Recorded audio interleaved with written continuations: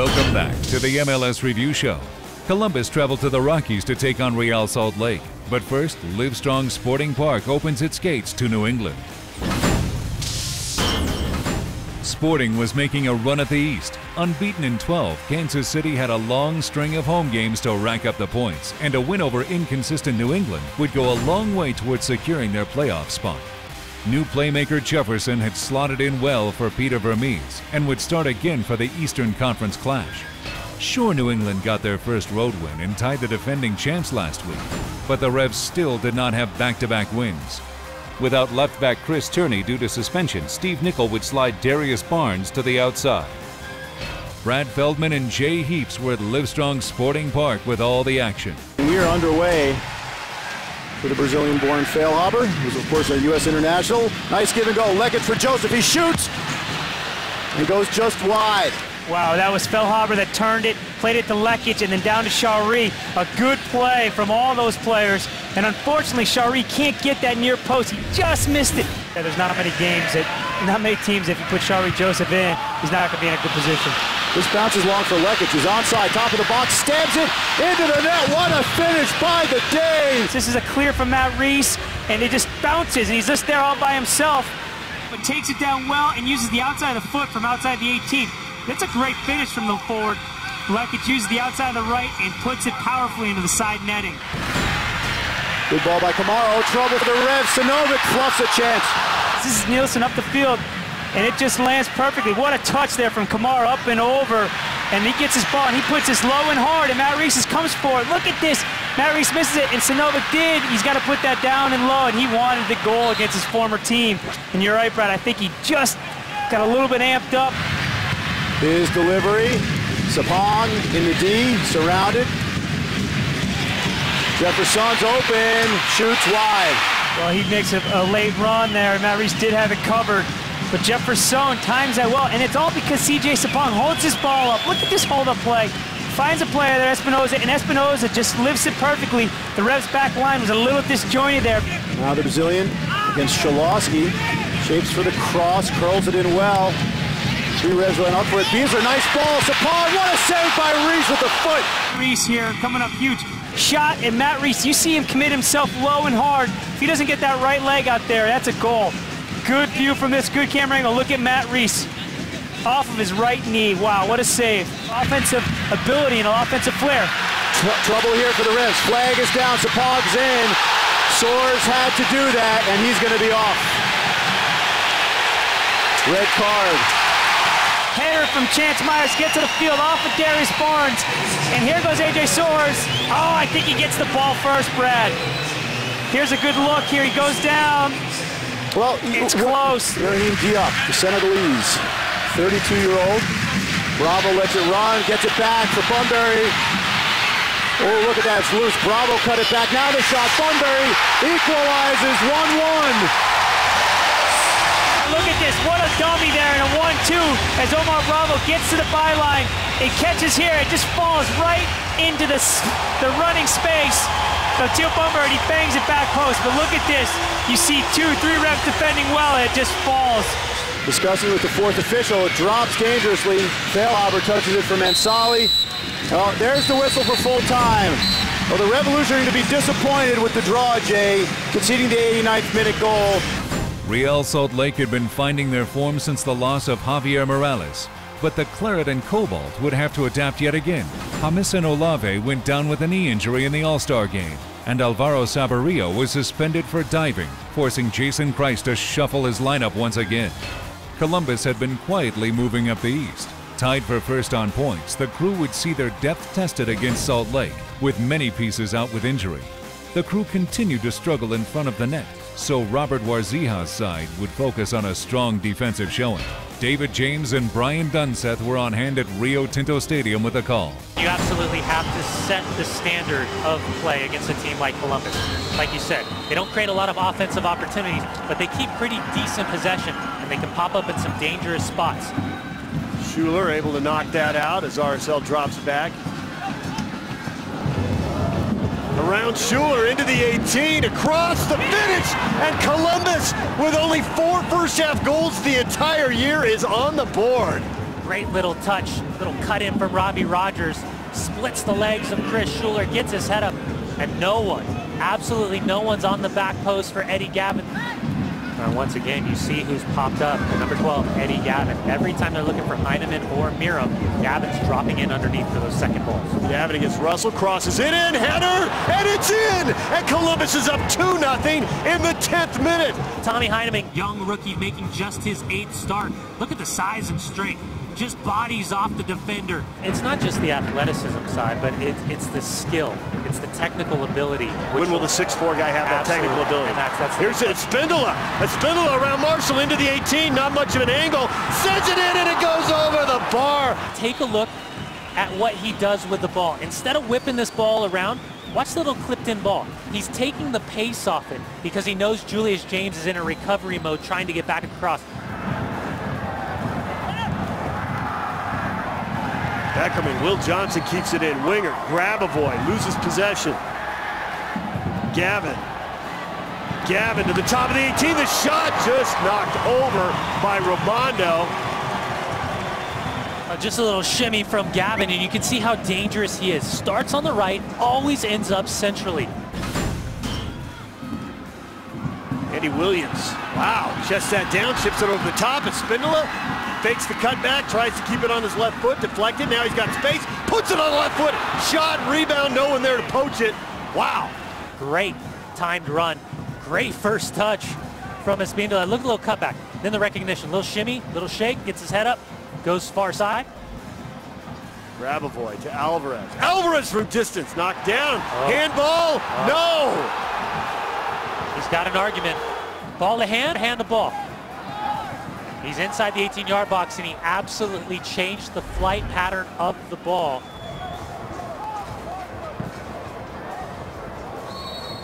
And there is the whistle, and it is all over. The Crew scored twice in the first 10 minutes. It's Robert Barzija. He sprinted onto the field to make sure Julius And now James. there is a Spindle is hot. He's going after somebody. He has to be held back. More post-game fireworks. He must be dragging 4 people towards someone.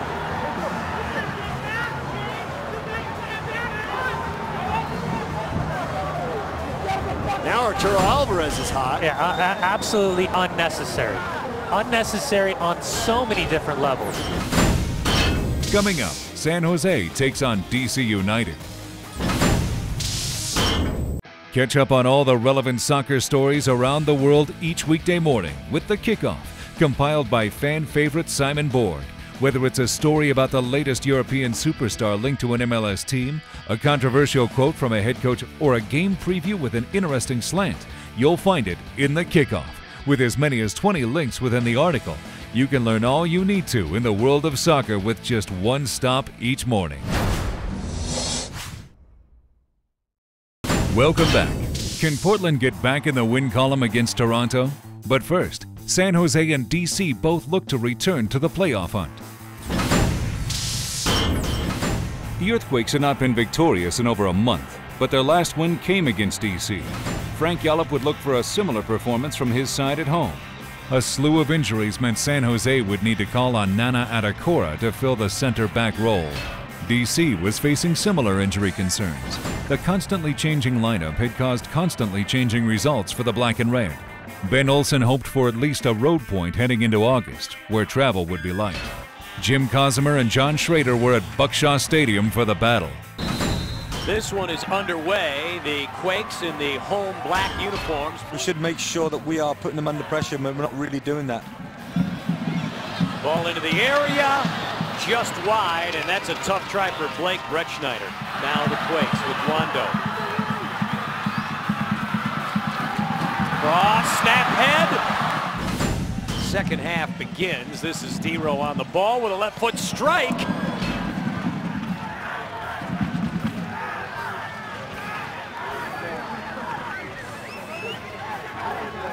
Rosario. Stepto has space, curls one in. Look, everybody runs away, and they open up a space, and he takes advantage of it. Pontius tries to cut back on Ward. Whoa, he just missed the far post. I know they're fighting for playoff wildcard spots. Uh-oh, Adekora falls, and it comes to DeRo outside the 18, and he scores. Boy, you just can't give great players an opportunity like this. Adekora slips, the ball goes right to DeRo, and he knows what to do with it. These are the kinds of games where opportunities can be had by players who don't get a whole lot of time. Got some young guys coming off the bench for Frank Gallup's team, and a beautiful delivery, and Dwayne De Rosario tucks it in the upper V. DeRo gives it to Pontius, and Pontius gives it right back to him. He drives it. We saw some of the great goals the guy has scored. He makes it look easy. This is not easy. The way he drives that ball. One quick touch. Thrown in. Jertson, is he on? He is. He is. Taken down outside the area. And the card will come out. Red. It is red. A fabulous pass to Jertson, who was onside, no doubt about it. There's a tackle, and he clips him from behind. That last little clip from behind. Luckier, maybe. How about that? Wando getting lucky.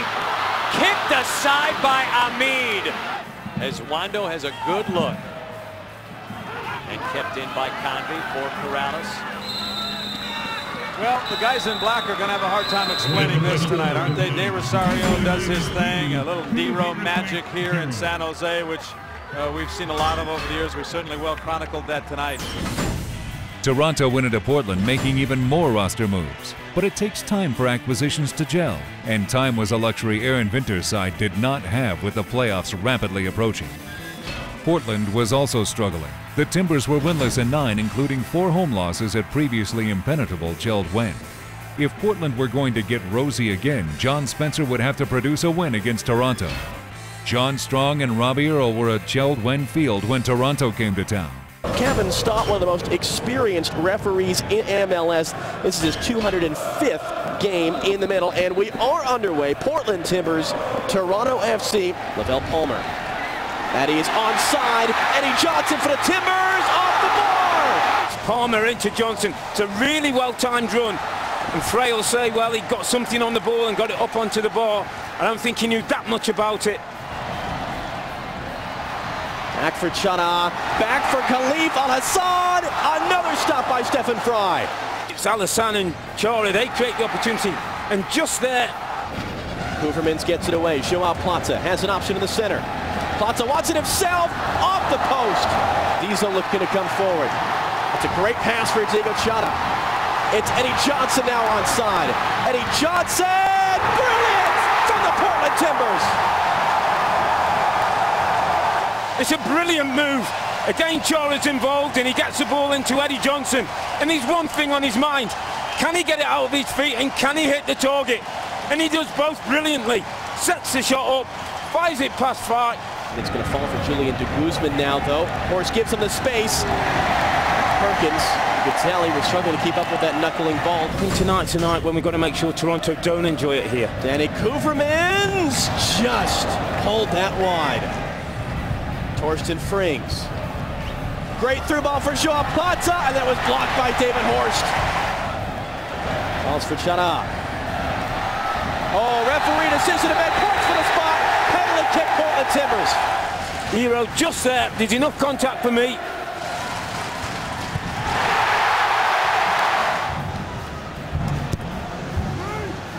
In towards Bruder, off the post. Hoovermans almost found Joao Plata. Marcevich has pulled one back for Toronto. We talked about the danger of not allowing shots from 20, 25 yards from goal. Nagby tries to get back, can't quite get there. The ball skids off the surface, finds its way past Troy Perkins. And all of a sudden the game's tightened up for the Timbers. We've been good for long periods of this game, but little sloppy moments. Advantage, Zizzo from Eddie Johnson. Sal Zizzo! Great stop, Stephen Fry. Al-Hassan had the sting taken out of it. Plata keeps it in for Toronto. Well, the game's too open now. In for Hoovermans, who has tied it up for Toronto FC. Too much possession in around the 18-yard box. Not enough green shirts getting tied to people. The 3-4 defenders there. Hoovermans gets there first. It's a clever flick away from Perkins. His referee Kevin Stott takes a look at his watch and blows for full time.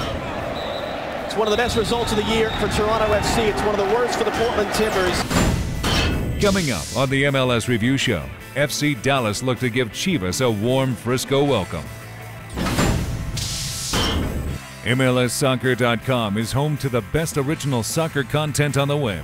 This includes regular weekly features like John Bolster's Monday postgame, kicking off each week, reviewing the events from the previous one. On Tuesday, the MLS Power Rankings come out, illustrating the current position of each team in the opinion of the editorial staff. Postcard from Europe features a Q&A with American playing abroad every Wednesday. Peer into the mind of MLS Soccer's Jonah Friedman every Thursday with The Throw-In. Finally, Fridays bring the Armchair Analyst, where Matthew Doyle breaks down a statistical or tactical trend in the world of MLS or the U.S. national team. All of this and much more, including all the breaking news and updates, every week on MLSsoccer.com.